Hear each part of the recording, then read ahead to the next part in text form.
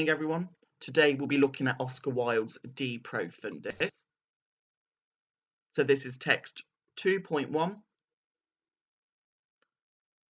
It is rich with a lot of context we need to look at before you can truly understand what is happening.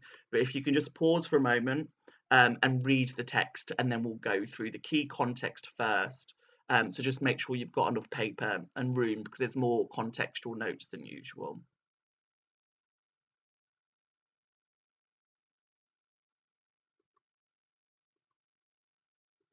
So we'll start with context. So just to reiterate then, so this is an extract from De Profundis, which is basically a really long letter written to his lover whilst he was in prison. It was first published in 1905, but we'll look at the dates in a bit. So if we just look at Oscar Wilde first, so Oscar Wilde and about him.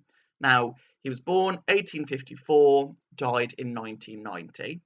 He was a famous Irish poet, playwright and novelist. He was really well known at the time and he's well known now.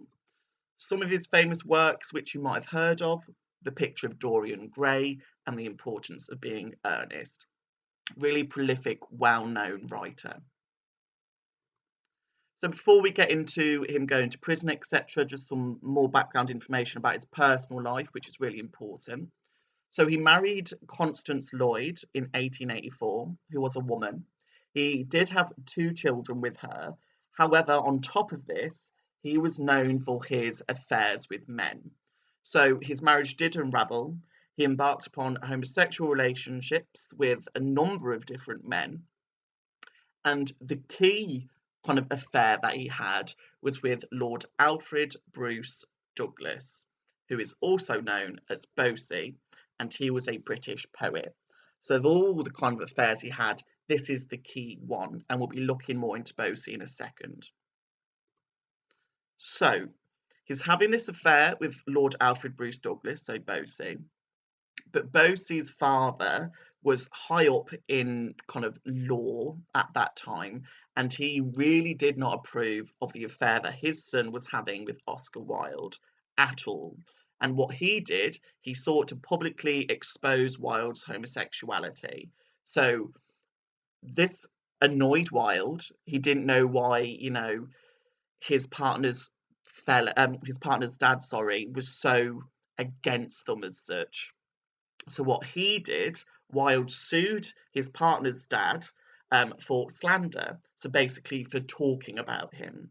Now, arguably, that was a very big mistake for Wilde to do, because what that meant, it put Wilde in the spotlight even more. And in this trial, it unearthed loads of further illegal encounters that Wilde had with men, because it was illegal at that time. So instead of him being successful and suing his partner's dad for slander, it just put him in the spotlight more. And what it meant is that all these illegal encounters he'd had with the many men he'd had affairs with was put in the spotlight. And because it was illegal, that is why Wilde then went to prison for gross indecency. Okay, so Wilde then put into the spotlight, all of his gay affairs and encounters were made clear, and as such he was incarcerated, so put in prison from 1895 to 1897, so 2 years. So he spent his time in numerous prisons. So we will start with Pentonville Prison. So that involved hard labour, and the only access he had to was the Bible. He was a known writer, but he couldn't access anything else. He literally just had the Bible to read, which could be one of the reasons he found spirituality and Catholicism when he was in prison. He then spent further time in Wandsworth Prison, but this experience was really detrimental to his health. He was malnourished, he was overexerted, and he just became very physically ill. That's when he was then moved to Reading Prison.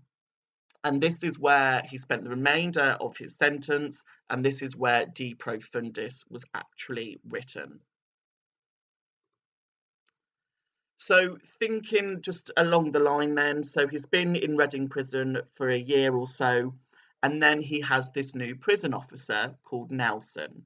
Now, this prison officer thought that actually it'd be more beneficial for Wilde to write, as opposed to doing like hard prison labour. So what he did, he provided Wilde with the resources to write letters, which would be very cathartic for him. Now, he wasn't allowed to send the letter. Instead, after every page of the letter that he had written, he would hand it in to Nelson, who would keep hold of it. And upon Wilde's release, he would get this big letter back. So as I've just said there, yeah, the pages would be returned to him upon his release. When he was released, he entrusted this long letter to Robert Ross, who was one of his other romantic encounters. He used to have a sexual relationship with Robert Ross as well. So when he left prison, he gave this really long letter to him to look after, and then unfortunately Wilde died in 1900, so not long after he was released. What Robert Ross went on to do was to publish this letter in 1905, so 5 years after Wilde had died.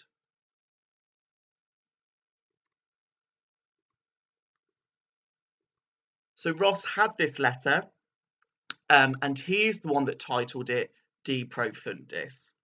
Now, De Profundis is Latin for from the depths, and it alludes to Psalm 130, where this psalm is all about reaching to God during your lowest point. So you're calling for God's help when you're at your greatest sorrow, as such. So you can see, he's been incarcerated for his lifestyle, why Wilde was at his biggest low, and hence why Ross decided to name it De Profundis. So back to the actual letter then. So let's understand what this letter is about. The letter, it's 20 pages long.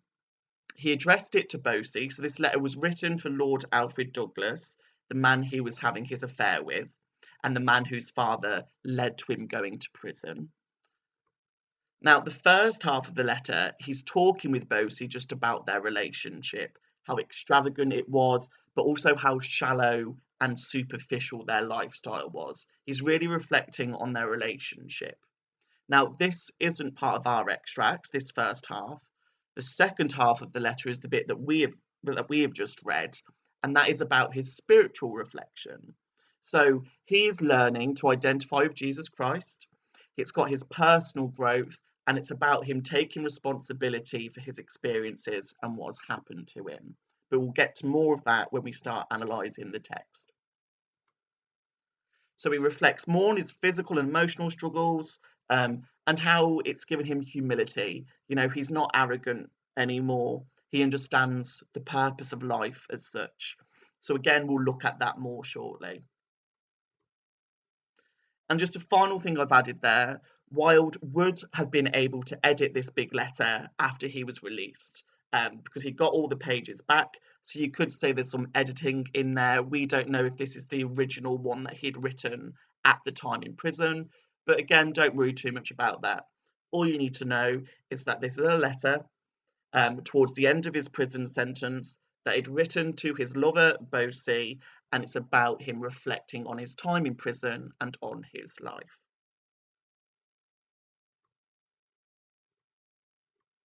So if we go to the mode then, so what this text type actually is.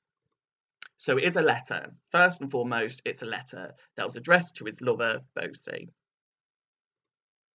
It was 50,000 words long, and you could argue it has conventions of a diary as well. So it's in his final months in prison, and he knows that these letters aren't being sent every day as such. So you could argue it's like a diary for him. He's writing them also for himself to reflect on his own experience. Maybe worth noting, particularly for your top band kind of marks, that this style of writing that we're reading now is very different to his normal type of writing, which can be a little bit comical, bit flippant, and not always having as much personal substance in it. Whereas this letter is very honest, it's reflective, and he's not being influenced entirely by a big audience. We could argue that one of his main audiences here is for himself. Just going back to Robert Ross then, who is the one that Wilde gave the letter to after he'd left prison. So Ross was entrusted with this letter, and he was told, so the Ross was told, please send this letter to Bosie. Okay, so Bosie hadn't received this letter yet, and Wilde basically told Ross to send him this letter. But what Ross did, because he didn't want it to go to waste and he didn't want to not have a copy of it, Ross made a copy of this letter, sent a copy to Bosie, who we don't know if he ever actually read it, and then Ross basically had it published with the title De Profundis. Edited and censored versions of this have been published across the years. So the first one that came out, Ross had actually gotten rid of all the references to Bosie and his family, kind of to protect Wilde. However, the final manuscript was made public in 1960, 60 years later, after Ross had donated it to the British Museum. So just know that the first ones that came out, the first versions of De Profundis, wouldn't have been completely accurate, but the one we're looking at now is probably the closest to what it was.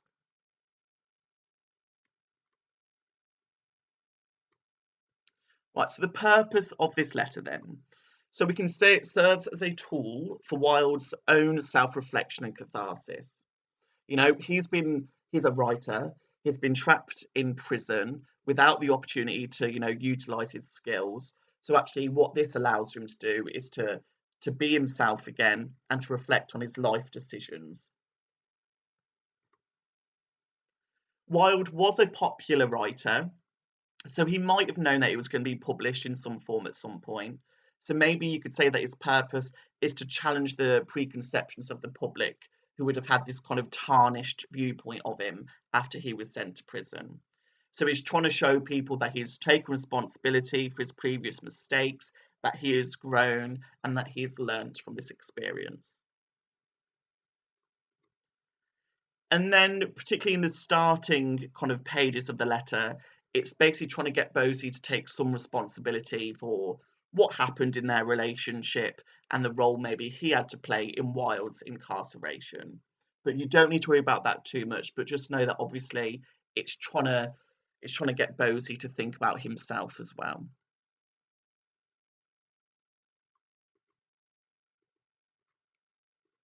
Okay, audience. So obviously the first audience is Lord Alfred Douglas, so Bosie, to whom the letter is addressed. So again, just to reiterate, the man that Wilde was having the affair with, and the affair that more or less led to him being incarcerated. You can say that the audience is also himself. I think that's a really important one because it is acting as a diary. So, you could say argue that main audience is himself because it's this cathartic kind of process for him. Made a point here as well saying his adversaries, so all of those that went against him, Bosie's father, the law system and society, basically to show that he hasn't been beaten by this experience. He has developed personally and spiritually. And because Wilde was very well known, so his followers, past and present, so people now, people in the past, because he was well established and successful. He's left this lasting legacy, and he is known for his representation of the homosexual community as well.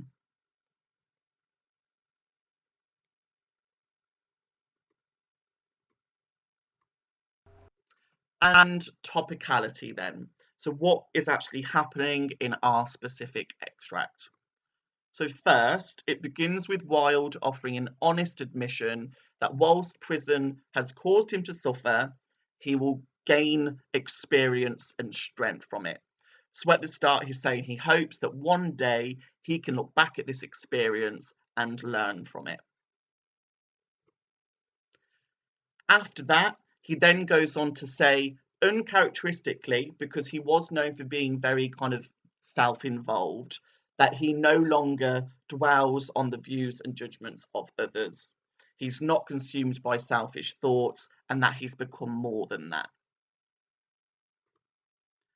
And then, as this kind of extract concludes, we look more at his spiritual development and how he has grown during this incarceration period.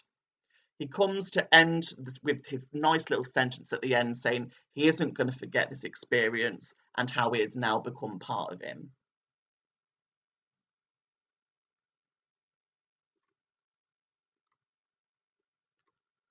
So quite a lot there for Pam TC. Perhaps take a moment, read back through them notes before we start doing our analysis. Even give Oscar Wilde a quick Google. There's loads more on him, his past, his relationships, etc., which may support you with some more individual analysis. So to begin with, Wilde starts, I want to get to the point when I shall be able to say quite simply and without affectation that the two great turning points in my life were when my father sent me to Oxford and when society sent me to prison. So we go to the very first line. I want to get to the point when I shall be able to say. So you've got this mental verb process to begin with. I want to get to the point. So basically that's saying he isn't there yet. He isn't fully appreciative of this experience yet, but he wants to get there. So it shows hope and optimism. He wants to be able to embrace this experience, but the fact that he isn't experiencing that completely now shows that there is a bit of uncertainty there. He understands he has further personal progress and growth to come, and that he hopes that he can embrace this experience. So just to reiterate there, I want to get to the point where he can say that this was a good experience. He's not quite there yet, but he has hope. He then goes on to talk about how he'll say the two great turning points in his life is when his father sent him to Oxford and when society sent him to prison. So if we go here, some nice syntactic parallelism. So father sent me to Oxford, society sent me to prison. Now what this is saying, don't want to overcomplicate it. Now it looks like a lot there, but you've got this juxtaposing image here. So obviously his father sending him to Oxford would be a big turning point in his life. Big establishment, higher education, and potentially why he was so successful as a writer. In turn, he wants to say at some point that when society sent him to prison, that was also a strong turning point in his life. More about his personal growth and understanding who he is as a person. So you've got a nice juxtaposition between going to Oxford and going to prison.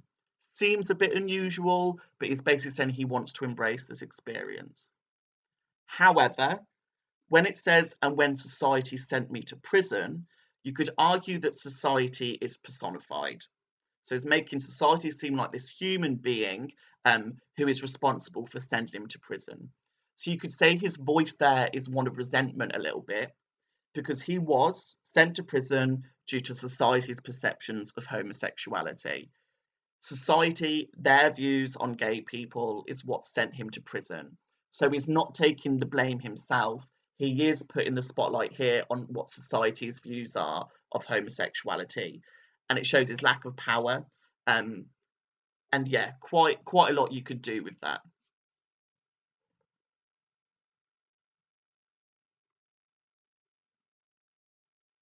Okay, so adding on from that, I will not say that prison is the best thing that could have happened to me.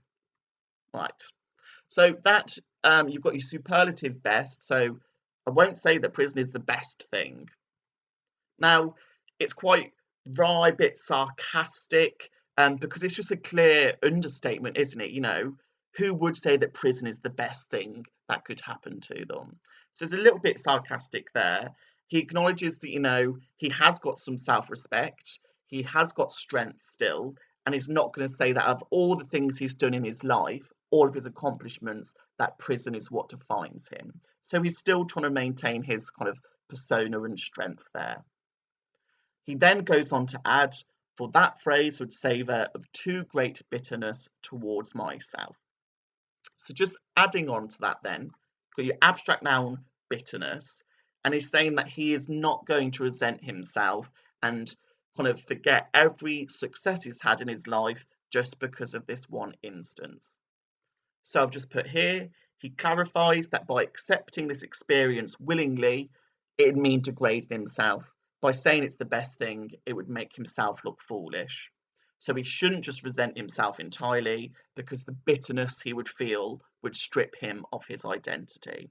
So he shouldn't be made to feel like self-loathing.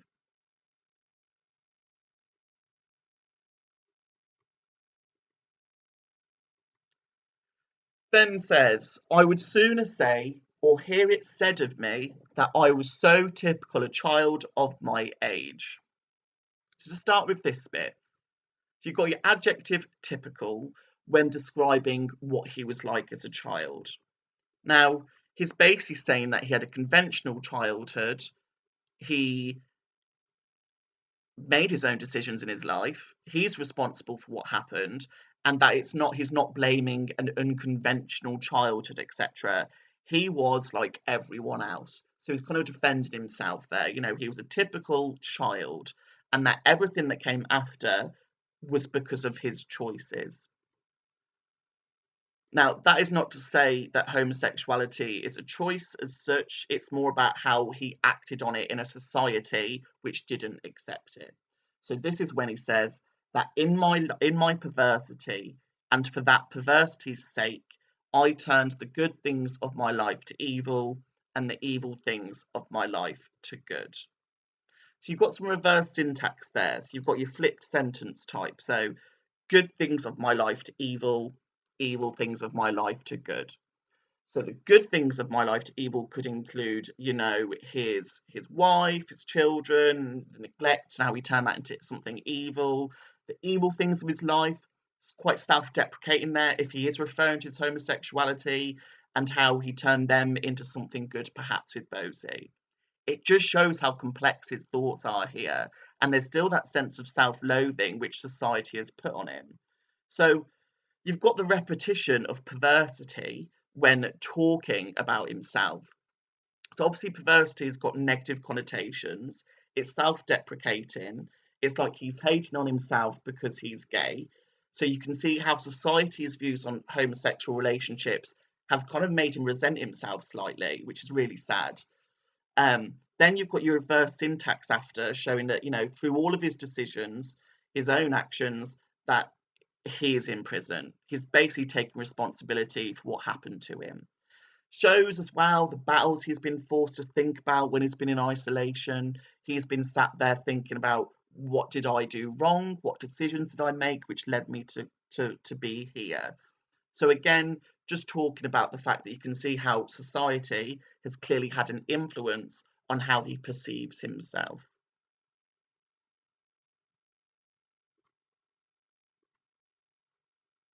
Right. What is said, however, by myself or by others matters little. Right, now this is quite interesting because his whole career and persona has been built upon what he has said and what other people think of him. So I have said this is a bit ironic, so you've got some irony here, because matters little, you know, his whole persona and status, because he was very well known, has been built upon these views. But what we can see here then, by him saying that it matters little what people think now, it shows his growth, his clear transition to being more spiritual, accepting his fate, learning to grow. Then goes on to say, the important thing, the thing that lies before me, the thing that I have to do, if the brief remainder of my days is not to be maimed, marred, and incomplete. So, just go to this quote first then. Is not to be maimed, marred, and incomplete. So, quite obvious triadic list.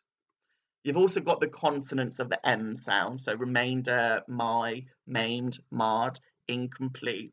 It's quite a poetic tone. It makes it stand out quite significantly here, but he's showing that there is a sense of optimism there. He is going to embrace this experience and will not fall into this trap of feeling too bad about himself. even though there are clear undertones there that he, he has some self-hatred here, he's shown that he wants to progress, he wants to move on. So he intends on moving forward with his life and learning from his experience. Otherwise, the rest of his days will be maimed incomplete if he can't own this experience.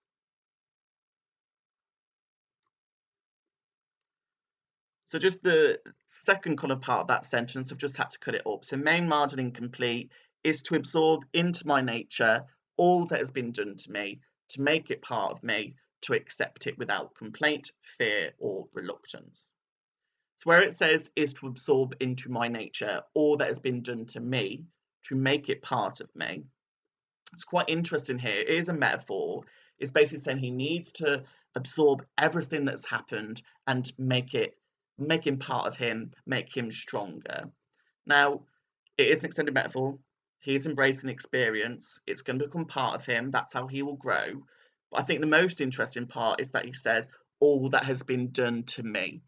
So it is showing how society has done this to him as well. So we've said he's taken responsibility, but it does show that he feels victimized. He isn't taking full responsibility for this because he has just acted the way he wanted to live his life, but society had different ideas. So whilst it's saying he's going to embrace it, he is saying that he's not entirely responsible for him being put in prison. Then if we just look at the last sentences, so the supreme vice is shallowness. Whatever is realised is right. So the supreme vice is shallowness, basically saying his biggest weakness has been being shallow, being self-involved. So he wants to move away from that. And then most importantly, it's that nice closing sentence here, whatever is realised is right. It's a short declarative sentence.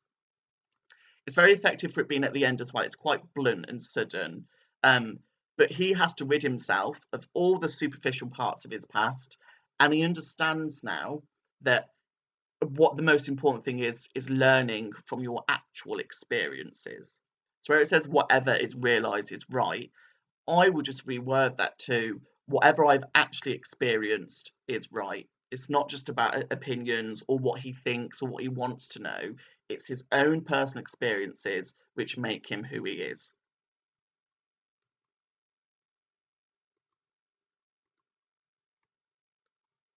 Right. When first I was put into prison, some people advised me to try and forget who I was. It was ruinous advice. So we go to it was ruinous advice, emotive language, very emotively driven there. And it's basically because people told him, forget all about your past, deny your homosexuality, forget who you were. And he's saying by doing that, that's ruinous, that's destructive advice. He shouldn't have to do that because that is who he is. So it shows all these struggles he's had, um, having to, maybe listen to people saying, forget who you were, lose your identity. And he said that's been a struggle for him to come to grips with. But actually, he's come to this realization now. He doesn't want to lose his identity. All of his experiences, both good and bad, have made him the man he is today. So he's basically saying, no, I shouldn't have to forget what I've done and who I was. Then he goes on to say, it is only by realizing what I am that I have found comfort of any kind. Now I'm advised by others to try on my release and to forget that I've ever been in prison at all. So on the other side, he's had people at the start say, forget who you were. And now he's having people saying, when you are released, forget that you've been in prison. And he doesn't like that either.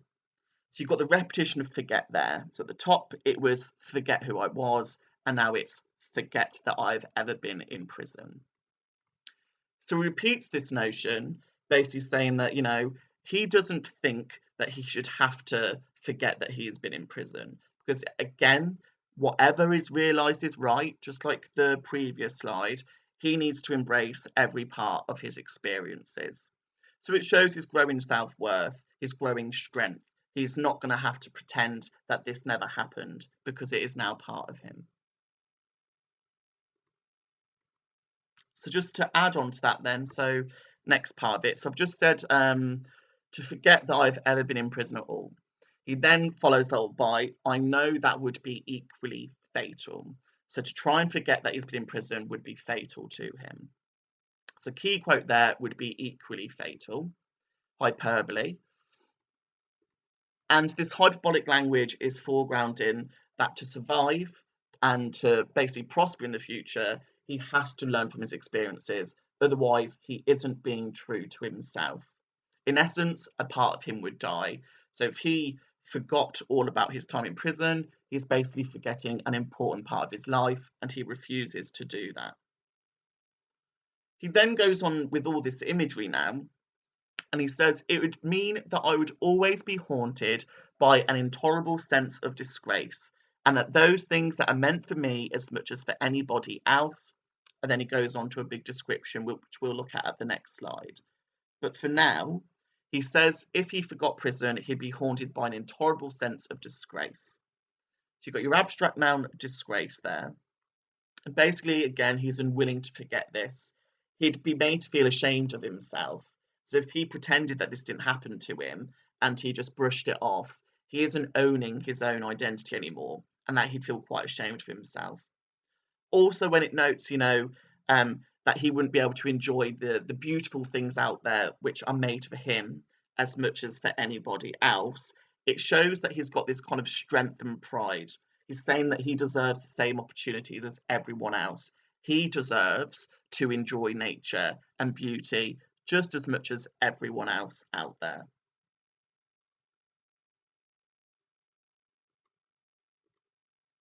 So just this should make it make even more sense now. So as much for anybody else. And he says the beauty of the sun and moon, the pageant of the seasons, the music of daybreak and the silence of great nights, the rain falling through the leaves or the dew creeping over the grass and making it silver. They would all be tainted for me and lose their healing power and their power of communicating joy. So quite a lot here. You don't have to pick out every word, etc. But you'll see that nice asyndetic listing of this clear imagery of nature. Got some nice juxtaposition in it as well. So you've got music of daybreak, silence of nights. You've got a juxtaposition between sun and moon. So you can see he wants to be able to embrace every part of nature. He deserves that as much as everyone else. If he doesn't learn from his experiences, then all of this beauty will be tainted as he's living a lie. So if he was to forget his past, then he doesn't deserve to appreciate all of this. Now, on top of all of that, where he says would all be tainted for me and lose their healing power and their power of communicating joy, so he's personifying nature here. Now he's saying that he wants to be able to have this great relationship with nature and its beauty when he leaves prison. If he was to forget that he was ever in prison, then it's not going to be as effective because he's been in a prison suffering, etc.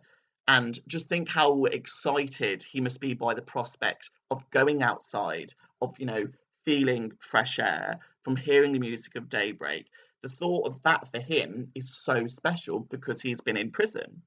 So for him to forget that he was ever in prison means that he's probably not going to appreciate the beauty of it all as much. So for him to really appreciate nature, he has to embrace the fact that he's been in prison. Otherwise, where would the excitement be?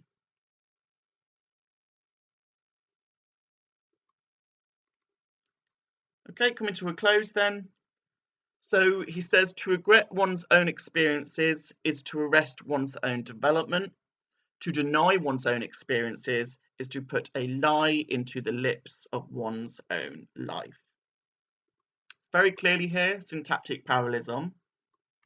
He's basically explicitly acknowledging here that he's gonna have to learn from this experience. For him to be able to develop personally and spiritually, he shouldn't have regrets. He shouldn't deny his experiences. Instead, he has to take ownership of them. And that is how he can move forward and develop. If he was to regret what he'd done or deny everything that's happened and try and forget it, he is then saying that it would be a denial of the soul. So you've got your nice closing line there. It is no less than a denial of the soul. So clear religious imagery here. Worth noting here, that this alludes to Wilde's growing relationship with Catholicism, shows his relationship with God, the use of this kind of religious imagery and the idea of the soul, and most importantly, to not own his experience and to regret his past as such. That would be restricting his soul's growth and development. He wouldn't be being true to himself. So again, there's that voice of strength here as he is like, no, everything that's happened in my life, I am taking responsibility for, um, and that is how I'm going to move forward. So, quite a lot there, more than usual. I would advise to go through again, check those notes. You won't have to analyse every single line, there is enough there for you to work with.